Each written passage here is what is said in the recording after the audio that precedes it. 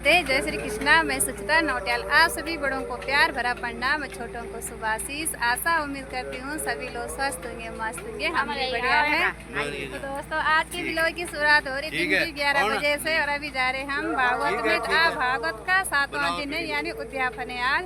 चलो जी ले चलते हैं आपको भागवत में। चलो जी आज देर भी हो गई है क्योंकि आज तो 7वां दिन है। आज कथा ने थोड़ा जल्दी ही पूरी होनी है और हम हो गए आज लेट क्योंकि घर पे कुछ काम था। भगवान के पुत्र को चुरा लिया और नारद जी की आज्ञा से समुद्र में डाल दिया और भगवान के बेटे को मछली ने निगला। देखो भगवान की लीला कितनी अपरंपार है। नाग ने जीती, तो नाग ने जीती नाम की ये कन्या, इससे भगवान का विवाह। तो कति वियोग है बोल भगवान का। ए भगवान मेरे 7 दिन हो गया जान लगे बोलते रहा। आज बोल कुछ तो बोलो तुम, आज बोले जाओ कुछ थोड़ा कुछ बोले। कति वियोग है वाला बात है। कति नो गाड़ी में कति बताए कति रानी 8 रानी। हाँ याद रखना। एक बार फिर रिपीट कर रहा हूँ। रुक्मणी गिनते रहो। रुक्मणी, जाम्बवती, सत्यभामा, कालिंदी, यमुना जी, मित्रविंदा, लक्ष्मणा, भद्रा और नागनजती ये सत्या, ये अष्टपटरानियां भगवान की प्रमुख हुई। अब 16,100 कन्याएं कौन है? ये कैसे धर्म पत्नी बनी? 16,108 रानियां है ना, तो 16,100 कौन बनी, कैसे बनी? तो ये बड़ी सुंदर कथा।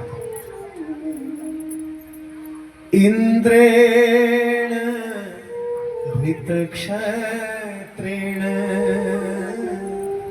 ऋतकुंडलेन बंधुना ऋतकुंडलेन बंधुना सभार्या गरुडारूढ़ प्राग्ज्योतिष्पुरं ययो प्राग्ज्योतिष्पुरं ययो। याक राक्षस थे वाले, ध्यान से सुनना। ये राक्षस को नो थे नरक, स्वर्ग और नरक सुने तो ये राक्षस को नो थे वलधारी नरक, बड़ो भयंकर नरक नाम का असुर। इतना क्रूर था, इतना दुष्ट था, नाम ही नरक था, बड़ा भयंकर। तो ये राक्षस ने क्या करी? इंद्रेण ऋत छत्रेण, राजा इंद्र को छत्र ले, देवलोक को जीत लिया। और छत्र क्या होता है? यहाँ सब पढ़े लिखे लोग बैठे हैं। छत्र क्या है? राजा का सम्मान है, गौरव है। जब राज तिलक होता है ना राजा का, पुराने जमाने में राज तिलक, तो छत्र के नीचे बैठते थे राजा। जो राजा होता वही केवल उस छत्र के नीचे बैठने का अधिकारी था। मुकुट और छत्र ये राजा का गौरव है, सम्मान है। जैसे राक्षस ने छत्र ले लिया देवराज इंद्र का। और इतना ही नहीं, देव माता अदिति के कुंडल भी ले लिए। इंद्रेण ऋत छत्रेण ऋत कुंडलेन बंधुना, जो दिव्य कुंडल थे वो भी ले लिए माता जी के। वो कुंडल क्या होना? वो नारी को सम्मान होना, फुल्ली और कुंडल भिंगड़ा या मेरे छोटे भिंग करा हुआ। फुल्ली और कुंडल क्या होने वाले? नारी को सम्मान होना, सुहाग की निशानी होनी नारी। तो दिव्य कुंडल ले लिए माता की। तो देवताओं को कहा यदि तुम्हारी भुजाओं में पुरुषार्थ है, पराक्रम है, यदि वीरता है तो आओ लड़ो और अपनी माँ का सम्मान लेके जाओ। तुम्हारे जो स्वर्ग का छत्र है उसको लेके जाओ। सारे देवता बेचारे हार गए। बोलो हर हर गंगे, जोर से बोला ये। अरे खाणू बड़े आ जाओ, क्या चिंता करना, दाल भात गरम गरम रहने। तीसरी पटरानी हुई भगवान की राजा सत्राजित की बेटी सत्यभामा। चौथी पटरानी हुई भगवान की यमुना महारानी। यमुना जी यानी उसको भागवत में कहा कालिंदी। कालिंदी कौन थी? यमुना जी को ही कालिंदी कहा गया। जब भगवान ने पांडवों के लिए इंद्रप्रस्थ बनाया, याद है ना आपको? तो कौरवों ने पांडवों को उनका हिस्सा किस्सा नहीं दिया।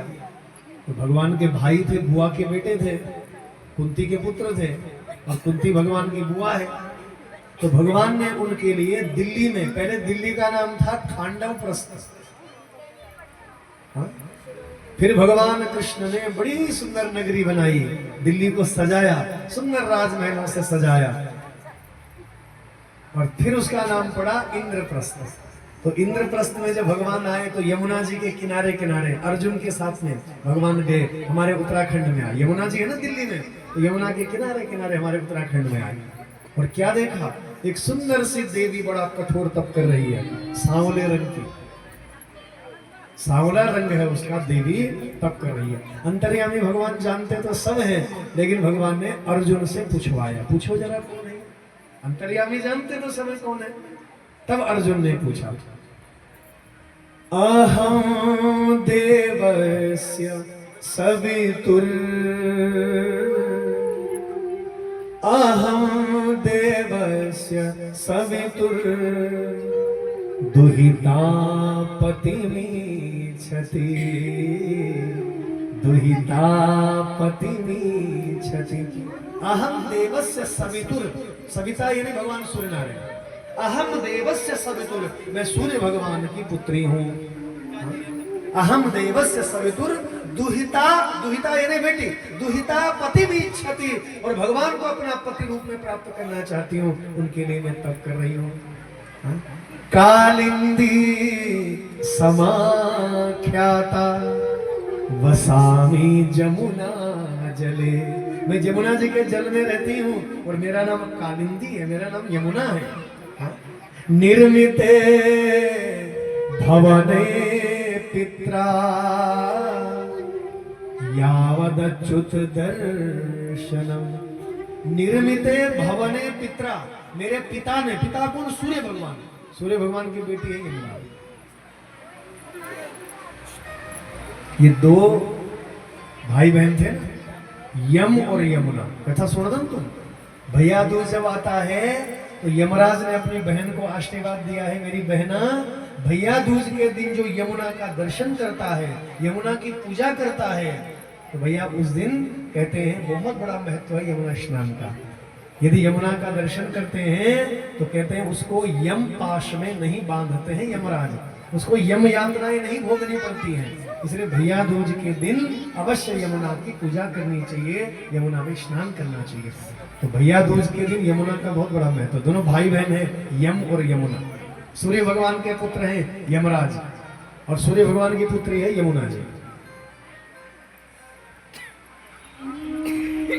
निर्मिते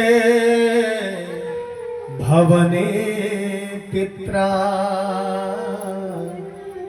यावदच्युत दर्शनम, मेरे पिता ने यमुना जी के जल में मेरे लिए एक राजमहल बनाया, एक भवन बनाया।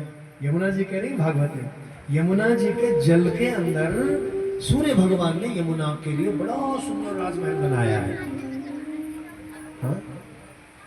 यावद अच्युत दर्शनम, यानी भगवान कृष्ण के दर्शन के लिए मैं यहाँ तप कर रही हूँ। तो अर्जुन हंसते हंसते बोले, अरे देवी, यही तो हमारे भगवान हैं। माता यमुना जी दौड़ पड़ी और भगवान के चरण पकड़ लिए। आइए, ये भगवान की चौथी पटरानी हुई। याद रह जाएगी कथा, याद रह जाएगी। विश्वास कते नहीं मैं तुम पर सचे रहा तुम और क्या कौन मैं अपनो काम करूँ। पहली पटरानी कुएं पर बोलत बोली करो रुक्मणी, दूसरी जाम्बवती, तीसरी सत्यभामा, चौथी कालिंदी माता यमुना, पांचवी विंद और अनुविंद नाम के राजकुमार हैं, उनकी बहन है जिसका नाम था मित्रविंदा। ये पांचवी पटरानी हुई मित्रविंदा। छठी पटरानी हुई लक्ष्मणा, सातवीं पटरानी हुई भद्रा और आठवीं हुई जिसका नाम था सत्या। देखो ये जो सत्या थी ना, ये मन ही मन भगवान को प्रेम करती थी, लेकिन किसी से कह नहीं पा रही थी। नहीं, हमारी बहनों के हृदय में लज्जा होती, शर्म होती, कैसे बोलो, लेकिन भगवान को मन ही मन में। अब भगवान तो मन की बात को जानते हैं। तो सत्या के पिता का नाम था महाराज नग्नजित, याद रखना। बहुत बड़ा स्वयंवर रचा। और स्वयंवर में क्या होता है, संकल्प होता है, प्रतिज्ञा होती है राजा की। तो जैसे जनक की प्रतिज्ञा थी कि जो इस शिव धनुष पर प्रत्यंचा चढ़ाएगा उसी के साथ सीता जी का विवाह होगा, ऐसा संकल्प था ना।